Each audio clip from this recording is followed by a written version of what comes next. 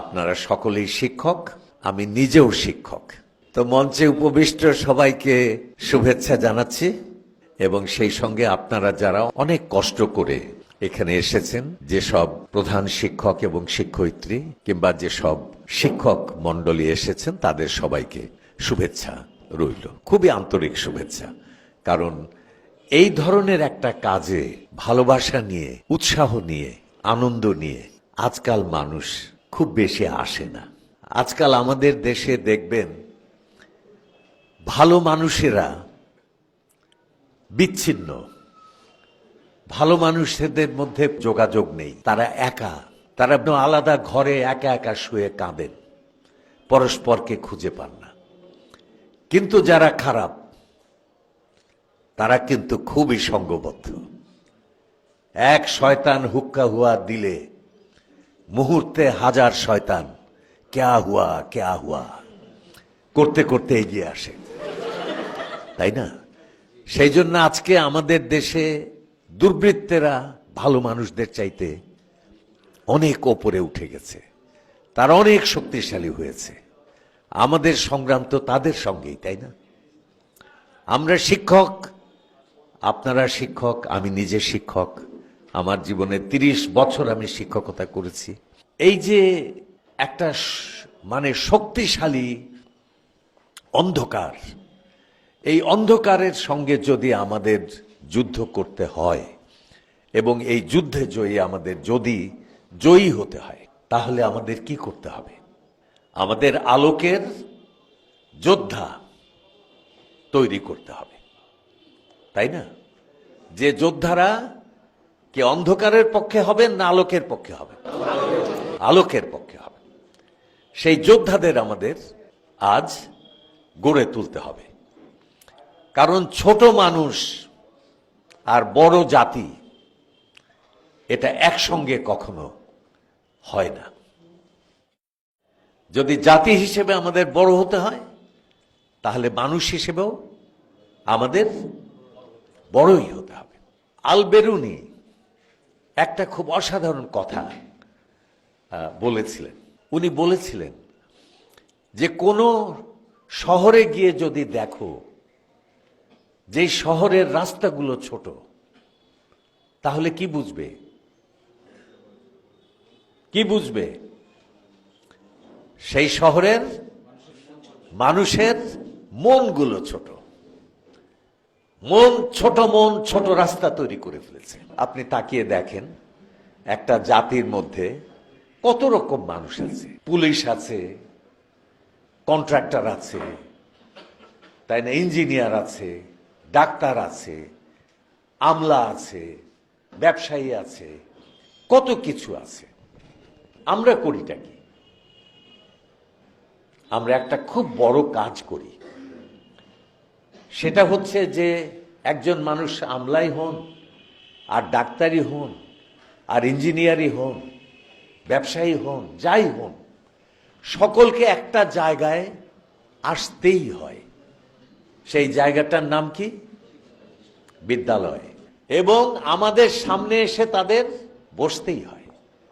তখন তারা বাচ্চা ছেলে মেয়ে, হয়তো হাফ প্যান্ট পরে, লিকে চেহারা, মনে হয় কিছুই না। এমন হতে পারে যে সে একদিন প্রেসিডেন্ট হবে, তাই না? সে একদিন প্রধানমন্ত্রী হবে, সে একদিন নোবেল প্রাইজ পাবে, সে একদিন পৃথিবীর শ্রেষ্ঠ মানুষ হবে, কেউ তো জানে না। সারা জাতি আমাদের সামনে আসে কেন? অধঃপতনে যাওয়ার জন্য না বিকশিত হওয়ার জন্য? সুতরাং আমাদের দায়িত্ব কি? ছাত্রীদের বিকশিত করা, তাদের মনকে সমৃদ্ধ করা, তাদের স্বপ্নকে শক্তিশালী করা, তাদেরকে যোগ্য মানুষ হিসেবে গড়ে তোলা। এইটাই হচ্ছে একজন শিক্ষক হিসেবে আমাদের দায়িত্ব। তাহলে শিক্ষকের প্রধান দায়িত্বটা কি হলো? জাতিকে বড় করে তোলা, তাই না? শিক্ষক যদি বড় হন, জাতি বড় হবে। শিক্ষক যদি বড় না হন, জাতি ছোট হয়ে থাকবে। সুতরাং আমাদের উপরে কিন্তু সবচেয়ে কঠিন একটা দায়িত্ব অর্পিত হয়ে আছে, যে জাতিকে আমাদের বড় করতে হবে, সমৃদ্ধ করতে হবে, যোগ্য করতে হবে। এখন একটা শিশুকে বড় করে তুলব, কি করলে মানুষ বড় হয়? বড় কিছুর সংস্পর্শে আনলে মানুষ বড়। এখন যদি আমি বলি যে আমি সুন্দর হতে চাই, কি হলে আমি সুন্দর হব, আমি কি উত্তর দেব? আমি বলবো সুন্দরের কাছাকাছি যাও, সুন্দরের সঙ্গে বাস করো, তুমি আস্তে আস্তে সুন্দর হয়ে যাবে। তুমি চাঁদের সঙ্গে বাস করো, তুমি ফুলের সঙ্গে বাস করো, তুমি জ্যোৎস্নার সঙ্গে বাস করো, তুমি কবিতার সঙ্গে বাস করো, সঙ্গীতের সঙ্গে বাস করো, চিত্রকলার সঙ্গে বাস করো, সুন্দর প্রকৃতির মধ্যে ঘুরে বেড়াও, তোমার মনটা আস্তে আস্তে সুন্দর হবে। সুন্দর হতে গেলে কার কাছে যেতে হবে? সুন্দরের কাছে। সুন্দর গল্প বলি আপনাকে। মহাকবি গেটে, জার্মানির বিখ্যাত, পৃথিবী বিখ্যাত। আপনারা পাইন গাছ অনেকেই দেখেছেন। পাইন গাছ ভারী স্নিগ্ধ, ভারী সৌন্দর্যময়, ভারী শান্ত। তো উনি বলছেন এক জায়গাতে যে একজন মানুষ একটা পাইন গাছের নিচ দিয়ে যখন হেঁটে যায়, তখন যাওয়ার আগের মুহূর্তে সে যা ছিল, ওই হেঁটে যাওয়ার পরে কি সে একই মানুষটা থাকে, নাকি কিছুটা বদল হয়? তার কাছ থেকে কিছু বিয়োগ হয় না যোগ হয়? কি যোগ হয়? পাইন গাছের শান্তি, পাইন গাছের স্নিগ্ধতা, পাইন গাছের সৌন্দর্য, তার রূপ তার সঙ্গে জড়িয়ে যায়। তো সুন্দরের কাছে গেলে কি হয়? সুন্দর আমাদের সঙ্গে, আমাদের ভেতরে যোগ হয়। তো তেমনি আমরা বড় যদি হতে চাই, তাহলে কার কাছে যাব? বড়র কাছে যাব। তো ধরেন আমরা এই মুহূর্তে এই ঘরের মধ্যে আছি। ঘরটা বেশ বড়, সুন্দর, সামনে খোলা, বেশ ভালো। কিন্তু ধরেন কোনো এক আশ্চর্য জাদু বলে এই মুহূর্তে আমাদের সবাইকে কেউ যদি তুলে নিয়ে কক্সবাজারের সমুদ্র সৈকতে এই মুহূর্তে দাঁড় করিয়ে দেয়, আমরা এই মুহূর্তে এখন যে মানুষগুলো আছি, আমরা কি তা থাকবো? না আমাদের কোনো পরিবর্তন হবে? হ্যাঁ, ওই যে দেখেন বুড়ো হয়ে গেছেন, তাও বলছেন দৌড়দৌড়ি করব। কেমন? আমরা কি ছোট হব না আরো বড় হব? বড় হব। কেন হব? ওখানে কিসের সংস্পর্শে আমরা গিয়ে দাঁড়িয়েছি? একটা বিশালের সংস্পর্শে। সামনে অন্তহীন নীল নোনা সমুদ্র, তার উত্তাল বাতাস, কেউ আদি অন্ত উন্মোচিত জায়গা, সব কিছু আমার মধ্যে চলে আসছে। কেমন? সে বিশাল সমুদ্র আমার মধ্যে চলে আসছে। সুতরাং আমি কি তখন আর আব্দুল্লাহ আবু সাইদ আছি? বে অফ বেঙ্গল না, শুধু রয়্যাল বেঙ্গল টাইগার হয়ে গেছে, তাই না? দেখেন, বড়র কাছে গেলে আমরা বড় হয়ে যাই। এইটা হচ্ছে নিয়ম। আমি একদিন দার্জিলিংয়ে হাঁটছিলাম। তো দার্জিলিং থেকে কাঞ্চনজঙ্ঘা পর্বতমালা দেখা যায়, কিন্তু সে ভাগ্য ভালো থাকলেই দেখা যায়। কারণ এত কুয়াশা, এত মেঘ যে কিছুতেই কাঞ্চনজঙ্ঘা দেখা যায় না। আর দেখা যায় শুধুমাত্র একেবারে দার্জিলিং শহরের উপরের যে জায়গাটা, টপ মল বলে, সেই মল এলাকা থেকে দেখা যায়। তো আমি একদিন হাঁটছি, অনেক দিন হেঁটেছি, দেখি নাই, দেখতে পাইনি। একদিন উদাসীনভাবে হাঁটছি, দেখবো কল্পনাও করি নাই। হঠাৎ একটা মোড় ঘুরতেই সামনে দেখি আকাশ পরিষ্কার, ঝকঝকে নীল, তার মধ্যে সেই অন্তহীন বিশাল কাঞ্চনজঙ্ঘা। ওরে বাপ রে বাপ, কি যে রাজকীয় সৌন্দর্য, কি অনির্বচনীয়, কি অভ্রভেদী, কি অন্তহীন। এক মুহূর্তে মনে হলো আমি আর নেই, আমি কাঞ্চনজঙ্ঘা হয়ে গেছি। আমি বোঝাতে পারলাম? সেই সৌন্দর্য, সেই অনির্বচনীয়তা, বিশালতার সঙ্গে কাছে গিয়ে আমাকে হারিয়ে ফেলেছি। আমি কাঞ্চনজঙ্ঘা হয়ে গেছি। বড়র সামনে গেলে আমরা বড় হয়ে যাই, সুন্দরের সামনে গেলে সুন্দর হয়ে যাই। তো সুতরাং যদি আমাদের সন্তানদের, আমাদের ছেলে মেয়েদের, যারা সারা জাতি আমাদের সামনে এসে কৈশোর বয়সে বসে আছে, তাদেরকে যদি আমরা বড় করতে চাই, তাহলে কি করব? তাদের কোথায় নেব? কার কাছে নেব? ছোটর কাছে না বড়র কাছে? বড়র কাছে। এখন পৃথিবীতে বড় কি বলেন? জ্ঞানের চাইতেও বড় জিনিস আছে, জ্ঞানের চাইতেও বড় জিনিস আছে। কি সেটা? সেটা হলো মানুষের হৃদয়, যেখান থেকে জ্ঞানের জন্ম। জ্ঞানের উৎস কোথায়? মানুষের মন, আত্মা। মিথ্যা শুনিনি ভাই, এই হৃদয়ের চেয়ে বড় কোনো মন্দির কাবা নাই। এই হৃদয়ের চাইতে বড় পৃথিবীতে আর কিছু নাই। এই কবিতাটা যেখান থেকে এসেছে, কবিতাটা লিখেছিলেন জালালউদ্দিন রুমি। কোন দেশের কবি? ইরানের, হ্যাঁ, পারস্যের কবি। হ্যাঁ, উনি লিখেছিলেন খুবই বিপ্লবাত্মক কথা, যে মানুষের হৃদয় কাবার চেয়ে পবিত্র।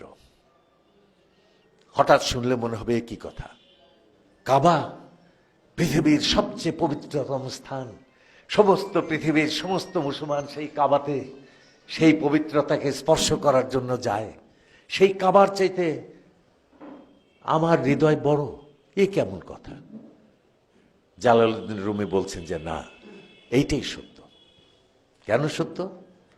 তার কারণ কাবা বানিয়েছেন কে? ইব্রাহিম খলিল। আর মানুষের হৃদয় তৈরি করেছেন কে? সৃষ্টিকর্তা স্বয়ং নিজে। সুতরাং কোনটা বড়? আচ্ছা, তো হৃদয়ের চাইতে বড় এই পৃথিবীতে আর কিছু নেই। আমরা সবাই আশরাফুল মাখলুকাত, আমরা বিশ্বের বিস্ময়, আমরা শ্রেষ্ঠ সৃষ্টি, কিন্তু তার মধ্যেও শ্রেণীবিন্যাস আছে, উচ্চ নিচ আছে। আমরা সবাই লিখি, সবার লেখা কি থাকে পৃথিবীতে? কাদের লেখা থাকে? যাদের হৃদয়ে ঐশ্বর্য, সৌন্দর্য, দীপ্তি, মেধা, আলো বিপুল, অন্তহীন, শুধু তাদের লেখাই পৃথিবীতে বেঁচে থাকে। আর বাকি সব করে রব। বড় মানুষদের লেখা থাকে। এখন বড় মানুষরা কি বেঁচে থাকেন সব? রবীন্দ্রনাথ জন্মেছিলেন কোন সালে? 1861 সালে। মারা গেছিলেন 1941 সালে। কেউ কি বাঁচতে পেরেছে পৃথিবীতে? কিন্তু রয়ে যাবে কি? তাদের স্মৃতি। কিসের মাধ্যমে? প্রধানত 90% বইয়ের মাধ্যমে। সুতরাং পৃথিবীর সবচেয়ে মূল্যবান জিনিস হচ্ছে, মহৎ জিনিস হচ্ছে মানুষের হৃদয়, তারপরেই বই। কারণ বইয়ের মধ্যে পৃথিবীর শ্রেষ্ঠ মানুষদের আত্মার আলো দাউ দাউ করে জ্বলছে। ওকে নেভানোর ক্ষমতা কারো নাই। ধরেন রবীন্দ্রনাথের একটা বই, তার মনের মধ্যে যত সৌন্দর্য, যত দীপ্তি, যত বিভা, যত মহৎ কল্পনা, স্বপ্ন, যা কিছু ছিল সব তো তার বইয়ের মধ্যে। আমি যদি তার বই পড়ি তাহলে কি হবে? রবীন্দ্রনাথ সোজা আমার মধ্যে চলে আসবে। তাতে কি আমি কমবো না বাড়বো? এইভাবে আমি যদি শেখ সাদি পড়ি, আমি যদি প্লেটো পড়ি, আমি যদি অ্যারিস্টটল পড়ি, তাই না, ম্যাক্সিম গোর্কি পড়ি, পৃথিবীর কালিদাস পড়ি, তাই না, শেক্সপিয়ার পড়ি, গেটে পড়ি, সবাইকে যদি পড়তেই থাকি, পৃথিবীর শ্রেষ্ঠ আনন্দময় আলোময় জগৎটা যদি আমার মধ্যে আসতেই থাকে, তখন কি আমি এরকম থাকবো? আমার মধ্যে একটা আলো চলে আসবে। আমাকে সবাই বলে যে তোমাদের আলোকিত মানুষ চাই, মানে কি বাল্ব টাল্ব আছে নাকি ভিতরে? আমি বলি যে আছে। হ্যাঁ, তুমি ওই মহাবিশ্বগুলোর থেকে সব আগুন নিতে থাকো, দেখবে যে তুমি একদিন ধক ধক করে জ্বলছো। আমি একটা গল্প দিয়ে এটা বোঝাই। শেখ সাদী একটা কবিতার মধ্যে লিখছেন, 4 লাইনের কবিতা। আমি একটা মাটির ঢেলা কুড়িয়ে পেলাম, নাকের কাছে নিয়েছি, দেখি যে সেই মাটির ঢেলায় মিষ্টি অপরূপ গন্ধ। আমি একটু অবাক হলাম, মাটির গন্ধ তো সোদা সোদা, মাটির বিস্বাদ, এটা তো বিবমিশা জায়গায়, এই মাটি ঢেলা এত মিষ্টি গন্ধ এলো কোত্থেকে? তখন কবি মাটির ঢেলাকে জিজ্ঞেস করলেন যে মাটির ঢেলা, তোর গন্ধ তো সুন্দর নয় রে, কিন্তু তোর গায়ে এত সুন্দর গন্ধ এলো কোত্থেকে? তো মাটির ঢেলা বলল, এটা খুব অসাধারণ কথা, যে ঠিকই বলেছ কবি, আমার গায়ের গন্ধ এত সুন্দর নয়, কিন্তু আমি যেখানে ছিলাম তার উপরে ছিল একটা বর্ষাই গোলাপের গাছ।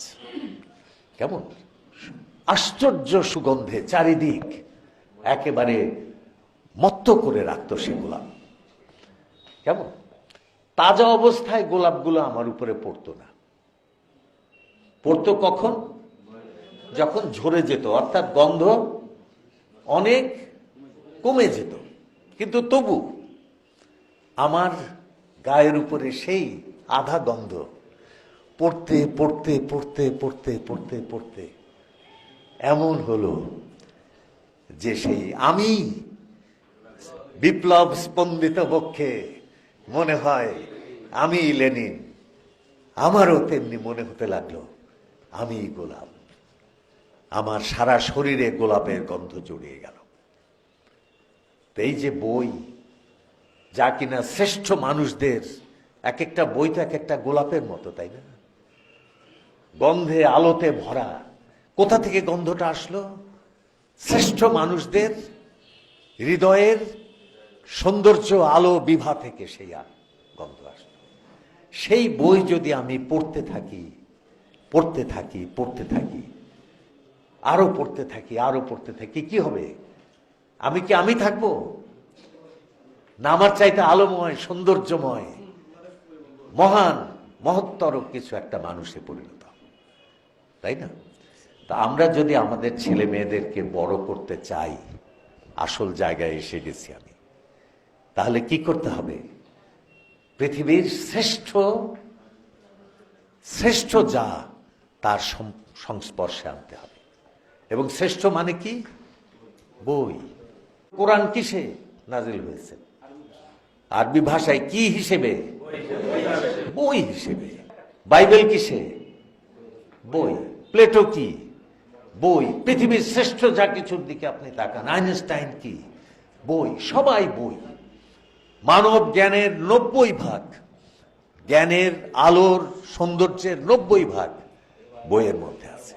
সবচেয়ে সুন্দর বই, সবচেয়ে আলোয় ভরা, স্বপ্নে ভরা বই আমরা যদি একটা শিশুর মনের উপরে প্রতিনিয়ত ফেলতেই থাকি ফেলতেই থাকি ফেলতেই থাকি, তো কি হবে? সে বর্ষায় গোলাপ হয়ে যাবে। তা আমরা কি গোলাপের বাগান চাই? কেমন আমরা 34 বছর ধরে এই আন্দোলন করছি যে আসুন আমরা দেশকে একটা গোলাপের বাগানে পরিণত করি। এই গোলাপের বাগান আপনার স্কুলেও আমরা খুলতে চাই। আপনারা কি ভালোবেসে খুশি হয়ে এতে রাজি হবেন?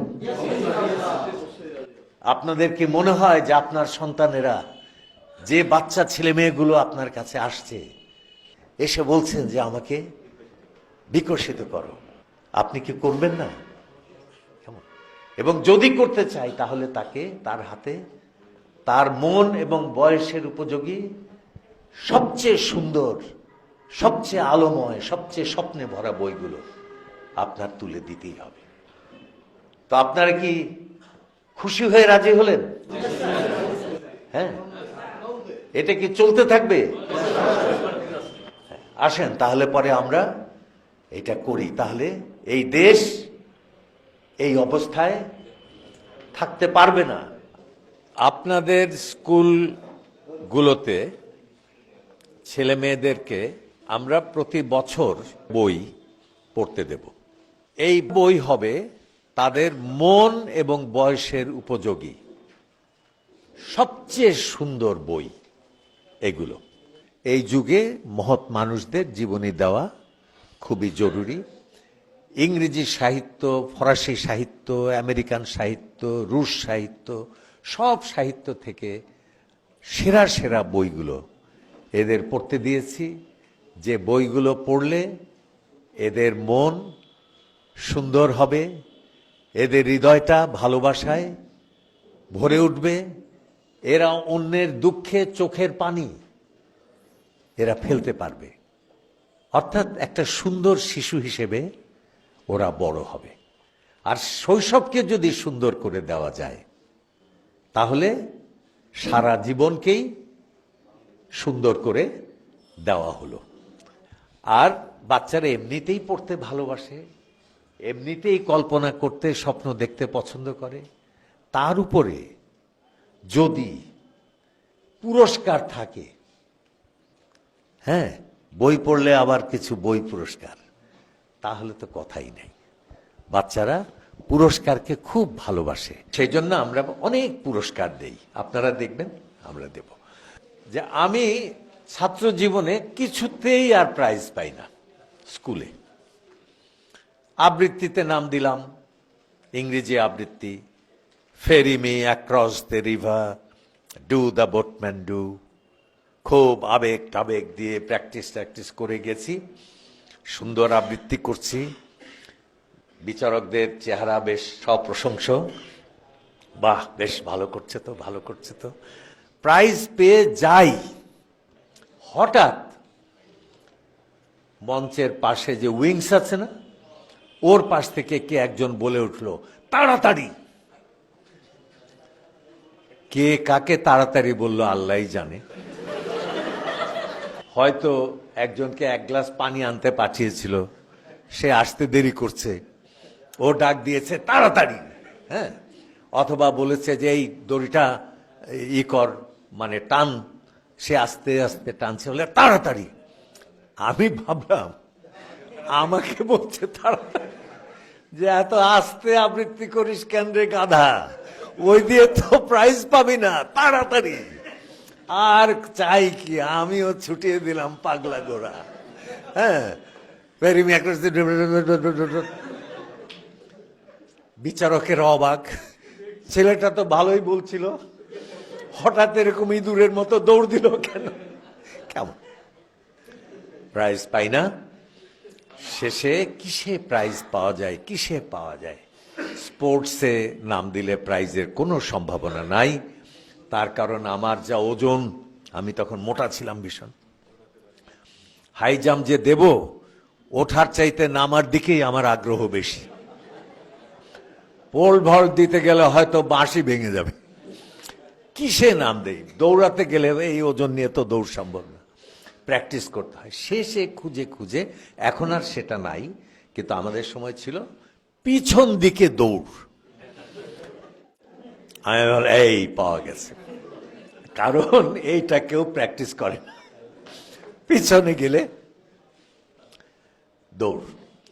তো নাম দিলাম এবং সত্যি সত্যি একটি প্রাইজ পেলাম, থার্ড প্রাইজ। হ্যাঁ, তো এখন সেকালের দেশ গরিব, দেশের বড় লোকেরাও গরিব, স্কুল গরিব, স্কুলের স্পোর্টস গরিব, স্পোর্টসের প্রাইজও গরিব। আমার থার্ড প্রাইজ হলো একটা প্লাস্টিকের চায়ের চামচ। কিন্তু ওই চামচ দিয়ে আমি সবাইকে পাগল করে তুললাম।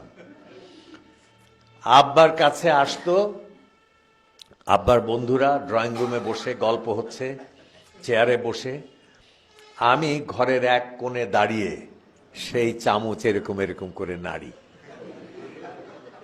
এই আশায় যে কেউ নাকি জিজ্ঞেস করে, খোকা তুমি চামচ নাড়ো কেন? তখন বলা যাবে যে হা হা, এ যে সে পুরস্কার নয় গো, এ হচ্ছে গিয়ে থার্ড প্রাইজ। সুতরাং পুরস্কার একটা, ওই বয়সে পুরস্কার মানুষের জীবনকে যেভাবে জাগিয়ে দেয়, এইটা কিন্তু বিরল। কেমন? সেই জন্য আমরা অনেক পুরস্কার দেই, আপনারা দেখবেন আমরা দেব। এই দেশ আজকে বড় দুঃখী, বড় অন্ধকারের মধ্যে পড়েছে। হতাশ হয়ে তো লাভ নাই, তাই না? এই বিশ্ব চরাচরের এই যে সভ্যতা, এর এক কণা কি হতাশা দিয়ে তৈরি হয়েছে? কি দিয়ে তৈরি হয়েছে? আশা এবং কাজ। আসেন আমরা কাজ করি, তাই না? আমরা বাগান করি, আমাদের চারপাশে অজস্র বর্ষায় গোলাপ ফুটে উঠুক। ধন্যবাদ।